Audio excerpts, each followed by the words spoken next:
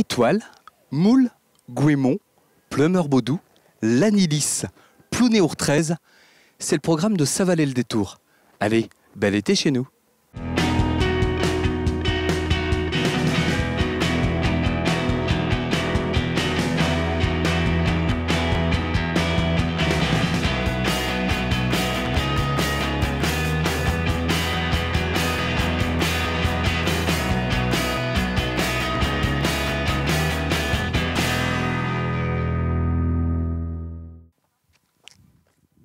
Tu connais le planétarium de Bretagne? C'est le grand dôme là. Dedans, il y a plein de choses. On va faire des ateliers fusées et on va découvrir les spectacles vidéo à 360 degrés. L'entrée est là, on va découvrir. L'avion va donc utiliser l'air pour se porter. Mais le problème, c'est que la fusée, elle ne doit pas aller dans l'air. Elle doit aller où? Dans l'espace. Et dans l'espace, est-ce qu'il y a de l'air? Il n'y a pas d'air. Alors comment on fait? Eh bien, il faut absolument avoir des réserves d'air, c'est-à-dire d'oxygène. Et donc c'est pour ça que dans les fusées, eh bien, on peut pas... Tu sais ce qu'on va faire avec ça, toi? Une fusée. C'est avec des bouteilles qu'on va fabriquer des fusées. Oui. Vous imaginez, Tu crois qu'on va réussir? Bah, je pense. Certain qu'il va nous montrer après. Ah ouais? C'est bizarre quand même, hein, fabriquer une fusée avec des bouteilles. Réaction chimique, après moi, je sais pas, je suis pas expert. Ben, ça tombe bien, moi non plus. Mais on est là pour apprendre. Comme à l'école, quoi. Alors, Ouais, je crois qu'on va tout savoir, Maxime. Eh bien, Explique bien les choses. c'est tout simple. Nos fusées à eau, on va les remplir, enfin, nos bouteilles, on va les remplir avec de l'air. De l'air sous pression. Est-ce que vous savez ce que ça veut dire? Je dessine pas très bien. On n'avait pas remarqué. Donc, ce qu'on va devoir faire, C'est bien, tu t'appliques quand même, Maxime, c'est bien. quand même, C'est bien. merci. Il y a merci, l'application. j'apprécie. Bon, bouteille de rhum, je sais pas, une fourche, je sais pas. Il y a de l'idée en tout cas. Appliquez-vous bien. Allez, c'est pas facile. Je vais arranger. Là, j'ai même pas fait exprès. Mais c'est quoi, c'est... Bon, Maxime, j'ai envie de t'appeler MacGyver, là. Quand tu apprends aux enfants à fabriquer les petites fusées, toutes les astuces que tu donnes, moi j'ai l'impression de revivre l'époque MacGyver. Bon, en fait, la fusée, c'est du bricolage. Hein. C'est avec des bouteilles en plastique, des bouteilles de boissons gazeuses classiques qui sont capables de résister à la pression. Et du coup, en les découpant correctement, on peut arriver à construire une fusée à eau avec, et en ayant un dispositif adapté, bien sûr. Ces ateliers, ça a lieu quand? Alors, ces ateliers, ils ont lieu 2 jours par semaine au Planétarium de Bretagne. Et donc, ça se passe les après-midi. Et si mes souvenirs sont bons, c'est le mardi après-midi et le jeudi après-midi. Je prends la fusée, ça valait le détour. Je la reconnais, c'est celle-là. Tu sais, parce que c'est la plus moche. La tienne, elle est parfaite. La tienne, elle est parfaite. Les vôtres sont parfaites. Mais la mienne, j'ai vu qu'elle était un petit peu de travers. Non, ça se voit pas trop. Absolument pas. Donc, qui veut commencer? Non, on va tester avec cette fusée-là, d'abord. Ouais, voilà, comme ça, Pour voir si ça marche. Pour voir si ça marche. C'est la seule qui a le droit de se cracher. Voilà. Les autres, elles doivent partir très haut et très vite. Ça, c'est la fusée test. Bon, allez. Donc à partir de maintenant, on va pouvoir injecter de l'air sous pression par là. Je te remplace? Par ce flexible, depuis le poste d'observation. Allez, allez, allez, allez, allez, allez.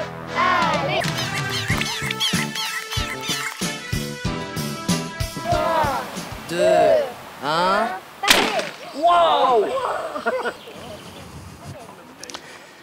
J'ai perdu un aileron dans l'histoire. Bon, je crois qu'on va la ramener sur le bureau de Ça valait le détour. La fusée, ça valait le détour.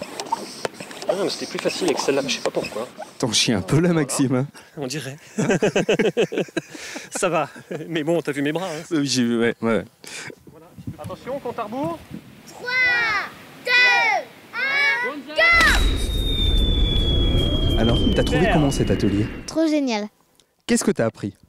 Ben, j'ai appris que le fonctionnement des fusées, que fallait 3 parties pour aller vraiment dans l'espace parce qu'au bout d'un moment, il y a plus de réserve. Donc il faut que on le lâche. Comme ça tombe et ça fait du poids en moins pour aller plus loin.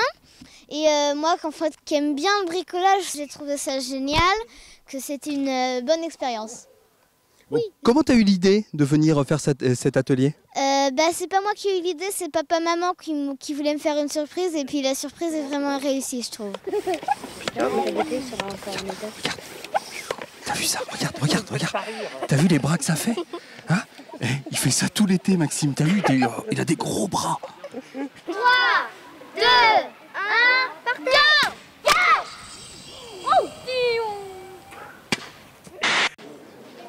Excuse-moi, voilà. T'avais franchi un petit peu la ligne rouge, il faut surtout pas franchir la ligne rouge, c'est important. Donc là, t'es dans les règles, il n'y a pas de souci. Ça va les enfants ?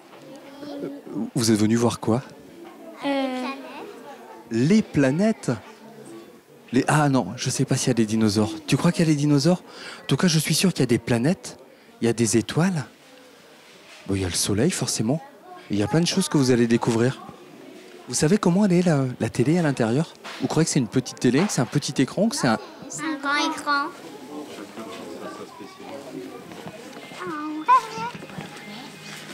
J'ai une chance incroyable aujourd'hui. Maxime m'a donné les clés et les commandes du planétarium. C'est moi qui vais cliquer pour la diffusion sur cet écran à 360 degrés. Allez, c'est parti.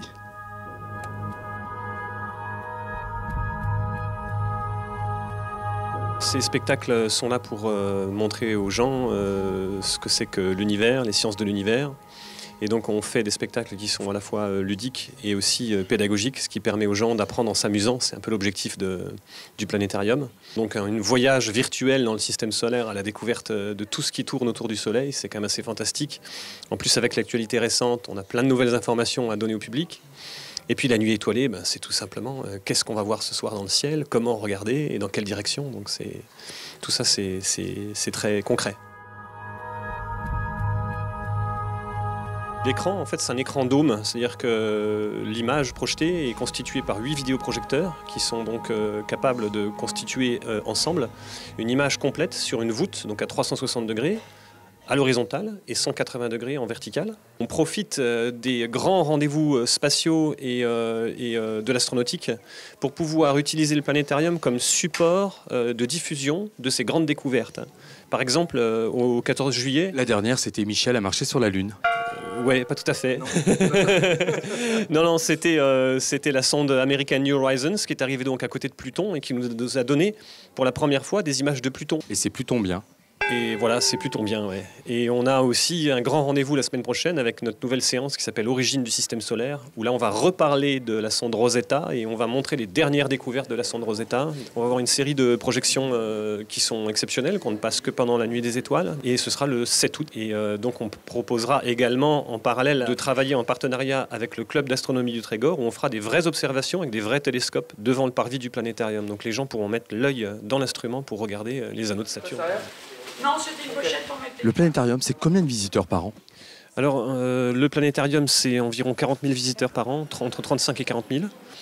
Et sur l'ensemble du site du Parc du Radôme, on est le premier site visité touristique en Côte d'Armor. C'était un bon moment. Petit souvenir de l'atelier fusée ici au Planétarium de Bretagne.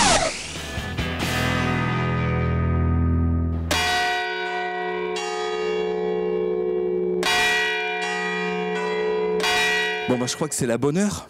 On est à l'Anilis, la 36e édition de la foire aux moules. C'est pas ici, hein. Ça se passe en bas. Allez, les moules, on va en manger. Bonjour.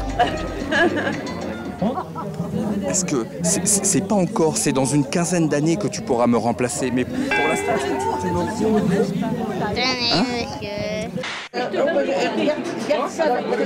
C'est vraiment une sacrée mécanique. Hein. Elles sont rodées depuis le temps qu'elles font ça.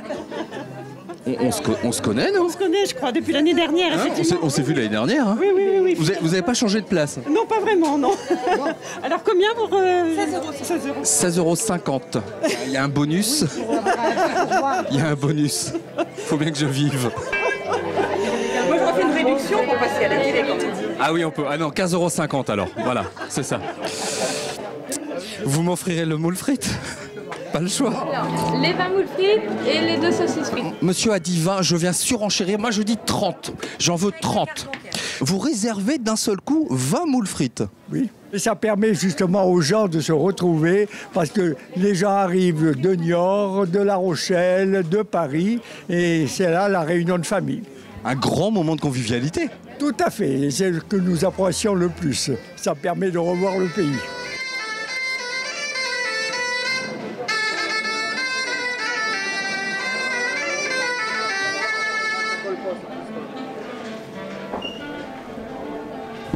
On m'a dit cette année qu'il fallait que je surveille, que tout se passe bien.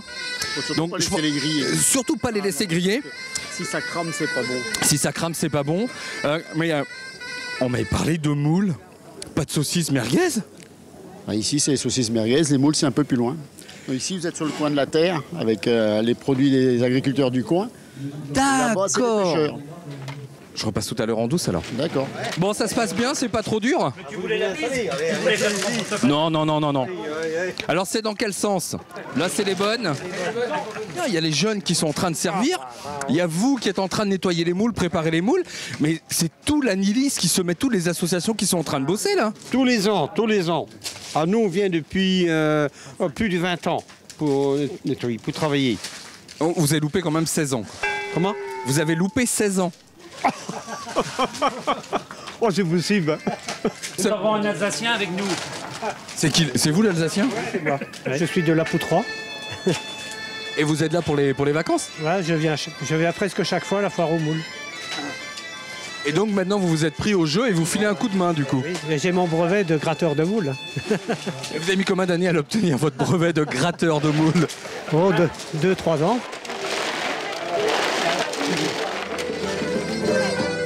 Alors pour bien travailler à la foire aux moules, il faut l'habillement qui va avec.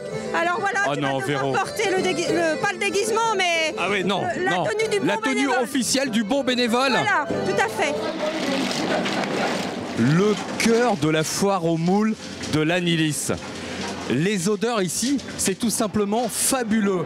Les maîtres d'œuvre sont... Oh là! Bon, comment ça se passe? Chaud! Bien, bien, ça va, on a du monde là. Toujours le sourire, hein, Voilà. toujours la bonne Ouais, humeur, toujours la bonne ambiance. Avec l'ambiance. Hein. Bon, j'ai une chose très très importante à te demander, mais vraiment très importante. La recette secrète des moules de l'Anilis. Oh, mais il n'y a pas de problème, tu restes avec nous ce soir, tu vois la recette, tout le monde a la recette ici. Ah, je croyais qu'elle était cachée cette recette. Un petit peu de savoir-faire de chacun, quoi. Alors, Et des petites herbes magiques. voilà. Ah, ils sont derrière nous là, mais bon, hein. C'est comme le kouign-amann, c'est un métier, quoi. Ah mais c'est complètement différent. Voilà, voilà. Non, mais c'est le tour de main, quoi. 3 tours de moulin, comme le poivre, là. On va essayer d'en savoir un petit peu plus sur les ingrédients qu'il y a dans les moules.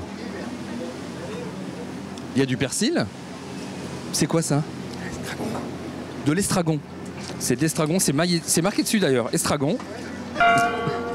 Donc bien sûr, un petit peu de vin blanc. Il y a quoi en plus des oignons dedans? De l'eau. De l'eau et puis des oignons, voilà, c'est tout. Bon bah ils sont contents, hein. Ils ont trouvé un bénévole supplémentaire et il faut que je vienne touiller. Allez, c'est parti. Oh, c'est un métier, hein. Bon appétit. Alors, comment ça se passe? Qu'est-ce qu'il faut savoir? Qu'est-ce qu'il faut connaître ici? La première chose à savoir, c'est que quand les chefs derrière arrivent et qu'ils sifflent, nous on dégage. Quand ils crient chaud! Voilà, chaud devant, on s'écarte et ils remplissent notre bac qui est un bain-marie brûlant.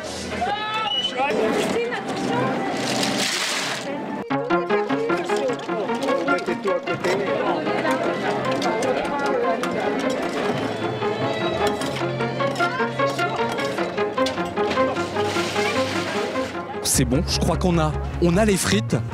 On suit le convoi de frites.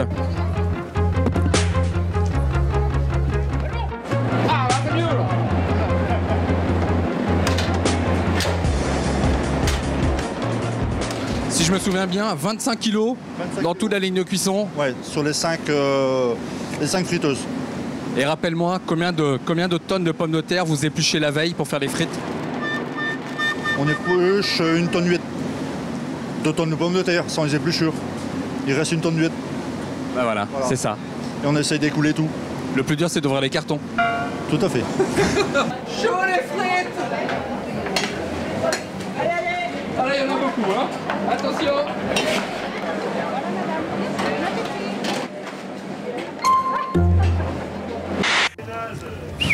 Ah, vous êtes au point. Hein. Ouais, je viens d'inventer ça pour éviter que les bouchons tombent par terre. Ah, là, ils vont directement dans la petite caisse. Ouais. Et après, bah, on les récupère et on le met sur les... Sur les bouteilles, vous remettez sur les bouteilles. Ouais. Bravo les gars, bravo, belle initiative. Je crois qu'on a encore trouvé un MacGyver. Une petite question à vous poser. Oui. Quand on mange des moules frites, on boit quoi avec? Une bière. Et madame? De l'eau, tout simplement. C'est madame qui conduit? Oui. C'est bien. Ça, c'est très très bien. Voilà, le couple parfait. De temps en temps, vous changez quand même, hein? Oui.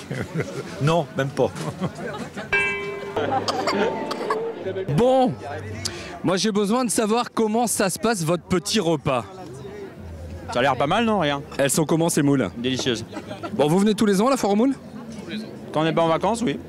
Non, nous on décale. Tous les ans. On décale les vacances, spécialement. Non, c'est vrai, vous décalez les vacances pour partir après la foire aux moules. Évidemment. Ah, c'est intelligent ça. 36e foire aux moules de l'année, c'est bien ça? Tout à fait, aujourd'hui oui, 36e. Avec du beau temps, comme tous les ans, avec beaucoup de monde. Aussi. Plus que d'habitude, j'ai l'impression. Aussi, oui. Aujourd'hui, effectivement, nous sommes victimes du succès puisqu'il y a beaucoup de monde aujourd'hui. Christian, combien de tonnes de frites, combien de tonnes de moules? Pour les moules, on va arriver à 3 tonnes, je pense, pour la fin de soirée. En frites, on sera à une tonne 8. Véronique, ça demande combien de temps de préparation un événement comme ça? Une année. Là, on va penser déjà à l'année prochaine. Qu'est-ce qu'on fait? On se donne tout de suite rendez-vous l'année prochaine. Tu connais déjà les dates de l'année prochaine? Avec plaisir. De toute façon, l'année prochaine, j'ai pas la date, mais c'est de toute façon le premier samedi du mois d'août. Je ne dirais qu'un mot, fin. F-A-I-M. Rendez-vous l'année prochaine pour la foire aux moules, ici à l'Annélis.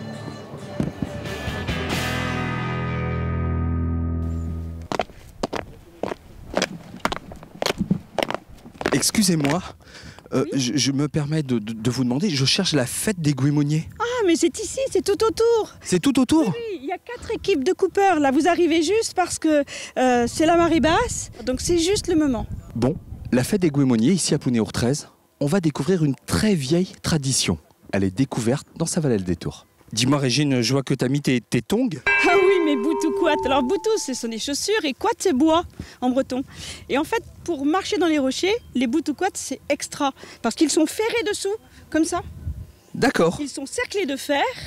Et pour ne pas écorcher le pied, parce que les pieds, même habitués, s'écorchent à la mer, eh bien, on met des torches-foin, c'est-à-dire une tresse de foin entre le dessus du pied et le sabot de bois. Voilà. Et avec ça, on ne glisse pas. Donc, tu veux dire par là que j'ai un risque de glissade? Je pense que oui. Je recommande les pieds nus si on n'est pas en boutou quat. Ah, crème solaire, pieds nus. Je crois qu'on est vraiment en bord de mer. Et voilà. Et ça sent l'iode en plus. Oula. Bon bah, j'ai pas de boutou quat, mais je crois que j'ai plus qu'à me déchausser.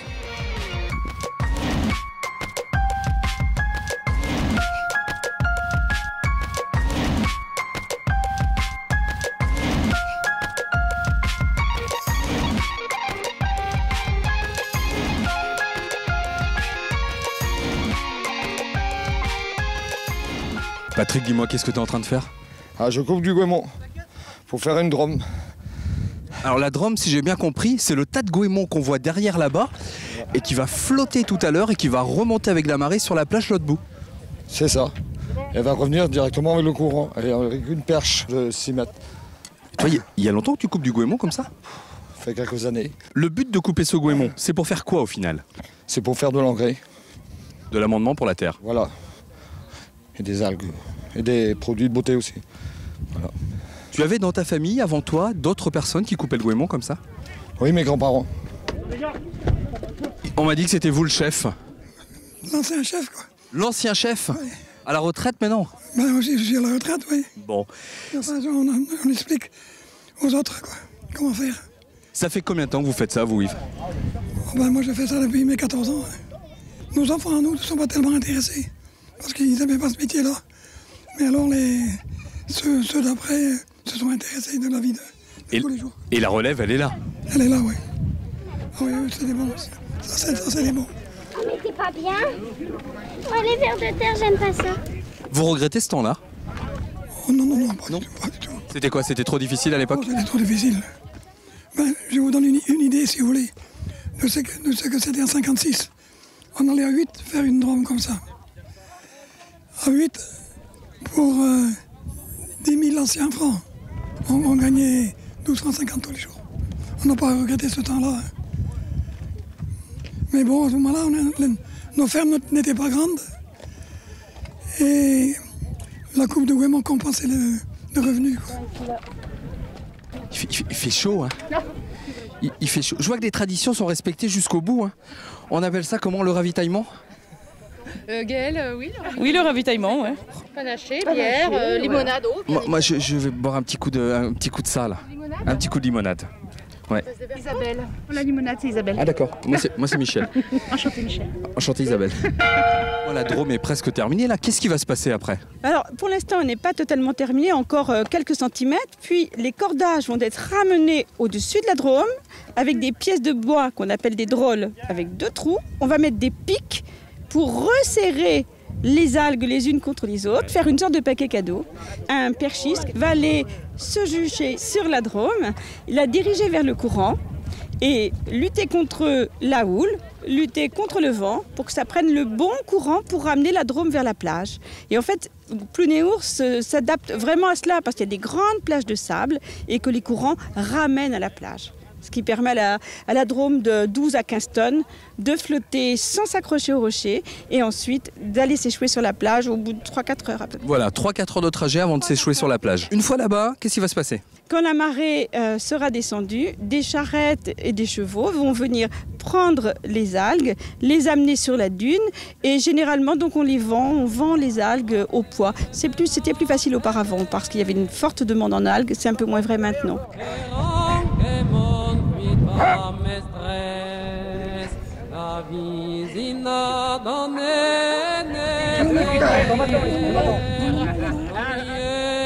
Pas mal votre job. Finalement, vous gardez quoi? Vous gardez les cordes, c'est ça?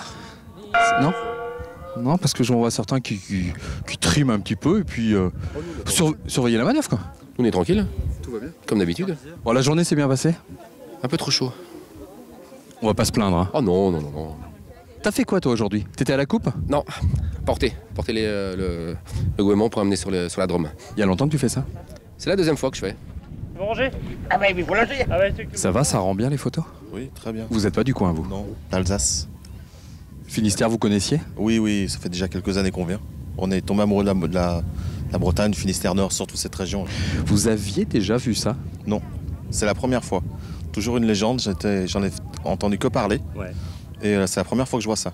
C'est magnifique et impressionnant. Ben voilà, la grande famille de la fête des Guémonniers qui a réalisé cette Drôme. Au complet, c'est la photo souvenir. Bon, reste plus qu'à attendre que la marée monte.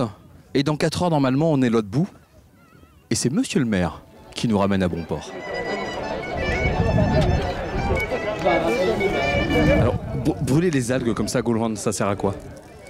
Alors jusqu'aux début des années 50, on extrayait de l'iode des cendres d'algues.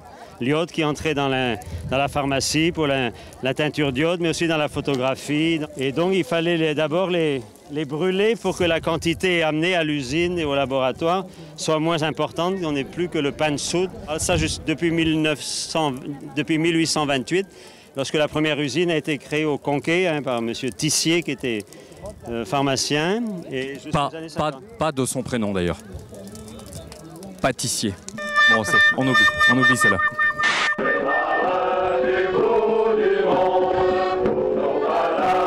Qu'est-ce qu'on est bien chez vous? Qu'est-ce qu'on est bien à Plounéours 13, hein? On est toujours bien à Plounéours 13. On prend le grand air, le soleil, et puis on va aller se baigner tout à l'heure. Bah, on a déjà fait trempette un petit peu, hein, c'est vrai. La fête des Guémonniers, c'est tous les 2 ans à Plounéours 13, c'est bien ça? C'est tous les 2 ans à Plounéours 13 depuis 1976. avec à l'initiative Alain Troidec et Fange-Buors, Guémonier, Fange-Buors. Et puis maintenant, c'est le petit-fils qui prend la relève pour organiser cette grande manifestation. C'est un métier qui disparaît, le Guémonier. Et puis, je crois que c'est un cadre. Et puis, on veut faire transmettre un environnement magnifique.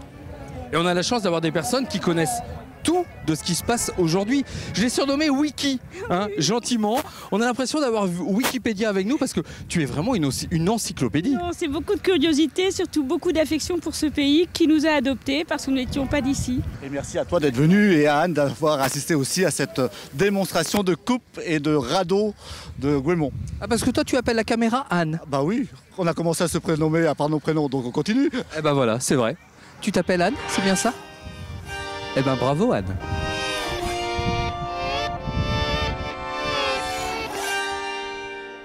La mer monte tranquillement. Nous on attend le retour de la Drôme. Et en attendant, il y a le Facebook de l'émission. Et si vous souhaitez participer à Ça valait le détour, les contacts à la fin du générique. Allez, bonne semaine. On se voit le week-end prochain.